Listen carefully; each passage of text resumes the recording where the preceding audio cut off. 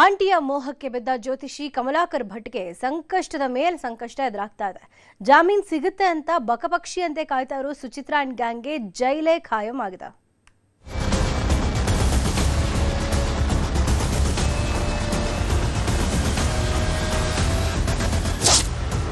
ಕರ್ಮ ಅನ್ನೋದು ಕಾಣಲ್ಲ, ಆದ್ರೆ ಕಾಡುತ್ತೆ ಅಂತಾರಲ್ಲ, ಈ ಮಾತು 100ಕ್ಕೆ 100 ಸತ್ಯ. ಯಾಕಂದ್ರೆ ಒಂದು ಕಾಲದಲ್ಲಿ ನಾನೇ ಬ್ರಹ್ಮಾಂಡ, ನಾನೇ ಜ್ಯೋತಿಷ್ಯದ ಹರಿಕಾರ ಅಂತಿದ್ದ ಕಮಲಾಕರ ಭಟ್ ಈಗ ಕೈ ಹಿಸುಕಿಕೊಳ್ತಿದ್ದಾರೆ. ಆಂಟಿಯ ಸಂಘಕ್ಕೆ ಬಿದ್ದು ಮಾಡಬಾರದನ್ನ ಮಾಡೋದಿಕ್ಕೆ ಹೋಗಿ ಕಂಬಿ ಹಿಂದೆ ಗೊಳೋ ಅಂತ ಕಣ್ಣೀರು ಸುರಿಸ್ತಿದ್ದಾರೆ. ಕೊಲೆ ಕೇಸಲ್ಲಿ ಲಾಕ್ ಆದವರಿಗೆ ಇವತ್ತು ಜಾಮೀನು ಸಿಗುತ್ತೆ, ನಾಳೆ ಜಾಮೀನು ಸಿಗುತ್ತೆ ಅಂತ ಕಾದಿದ್ದೇ ಬಂತು.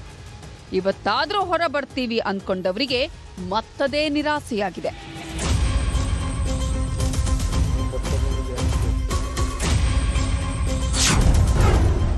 ಕೋಮಲೆಯ ಕಮಲಾಕರ ಭಟ್ಗೆ ಮತ್ತೆ ಶಾಕ್. ಜಾಮೀನಿನ ನಿರೀಕ್ಷೆಯಲ್ಲಿದ್ದವರಿಗೆ ಕೋರ್ಟ್ ಬ್ರೇಕ್. ಮಾಡಿದ್ದುಣ್ಣೋ ಮಹಾರಾಯ ಅಂತಾರಲ್ಲ, ಇದಕ್ಕೆ ನೋಡಿ.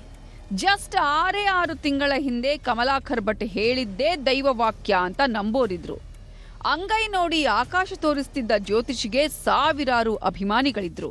ಆದ್ರೆ ಆಂಟಿ ಹಿಂದೆ ಬಿದ್ದಿದ್ದ ಅಡಿಕೆ ಭಟ್ರು ಜ್ಯೋತಿಷ್ಯ ಶಾಸ್ತ್ರ ಮರೆತು ಜಿಂಗಾಲಾಲ ಆಡೋದಿಕ್ಕೆ ಶುರು ಮಾಡಿದ್ರು. ಕೊನೆಗೆ ಇದೇ ಕುಂಟೆಬೆಲ್ಲೆ ಆಟ ಈಗ ಕಂಬಿ ಹಿಂದೆ ತಳ್ಳಿದೆ.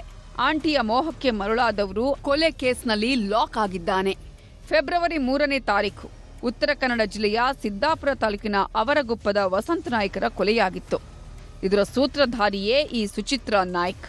ಕೊನೆಗೆ ಇದೇ ಕೇಸಲ್ಲಿ ತಾನು ತಗಲಾಕೊಳ್ಳೋದಲ್ಲದೆ ಭಟ್ರನ್ನೂ ಎಳ್ಕೊಂಡು ಹೋಗಿದ್ಲು. ಆಂಟಿಯ ಅಂತರಂಗ ಅರಿಯದ ಭಟ್ಟರು ಕೊಲೆ ಕೇಸಲ್ಲಿ ಬಂಧಿಯಾಗಿ ಕಣ್ಣೀರಿಡ್ತಿದ್ದಾರೆ.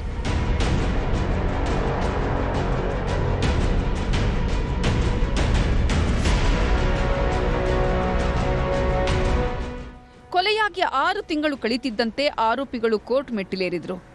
ಜಾಮೀನು ನೀಡುವಂತೆ 1ನೇ ಜಿಲ್ಲಾ ಮತ್ತು ಸತ್ರ ನ್ಯಾಯಾಲಯದ ಮೊರೆ ಹೋಗಿದ್ರು. ಇವತ್ತು ವಿಚಾರಣೆ ನಡೆಸಿದ ನ್ಯಾಯಾಲಯ ಜಾಮೀನು ಅರ್ಜಿಯನ್ನ ತಿರಸ್ಕರಿಸಿದೆ. ಹೀಗಾಗಿ ಸುಚಿತ್ರಾ ನಂಬಿಕೆಟ್ಟೆ ಅಂತ ಅಡಿಕೆ ಭಟ್ರು ಕಣ್ಣೀರಿಡ್ತಿದ್ದಾರೆ. ಒಟ್ನಲ್ಲಿ ಮೋಹದ ಬಲೆಗೆ ಬಿದ್ದ ಭಟ್ಟರು ಬಂಗಾರದಂತಹ ಬದುಕನ್ನ ಹಾಳು ಮಾಡಿಕೊಂಡಿದ್ದಾರೆ. ಆಂಟಿ ಆಸೆಗೆ ಹೋಗಿ ಜೈಲಲ್ಲಿ ನಿತ್ಯ ಮುದ್ದೆ ಮುರಿತಿದ್ದಾರೆ.